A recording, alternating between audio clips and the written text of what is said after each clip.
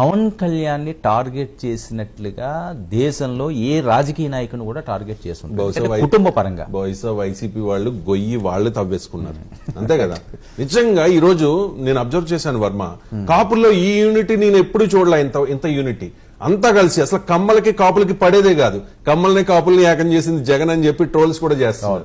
అంతలా చంద్రబాబు నాయుడిని అరెస్ట్ చేయడం ఒక తప్పు అయితే, తప్పు ఇన్ ద సెన్స్ వాళ్ళు చేసిన తప్పు, వాళ్ళు తీసుకున్న తప్పుడు నిర్ణయం అయితే, పవన్ కళ్యాణ్ వ్యక్తిగతంగా ట్రోల్ చేయడం. రోజా పరిస్థితి ఏమైంది, అంబటి రాంబాబు పరిస్థితి ఏమైంది, పేర్ని నాని పరిస్థితి ఏమైంది, గుడివాడ అమర్నాథ్ పరిస్థితి ఏమైంది, కొడాలి నాని పరిస్థితి ఏమైంది, వల్లభనేని వంశీ పెద్దగా టార్గెట్ చేయలేదు అనుకోండి. అండ్ ఇంకొక పాయింట్ ఇక్కడ యాడ్ చేస్తాను. గాజువాక 2019 ఎన్నికల్లో పవన్ కళ్యాణ్ ఓడిపోయిన స్థానం. మరి గాజువాక ఇప్పుడు ఎంత?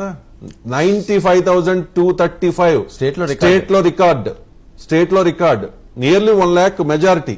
అంతలా కసి తీర్చుకున్నారు.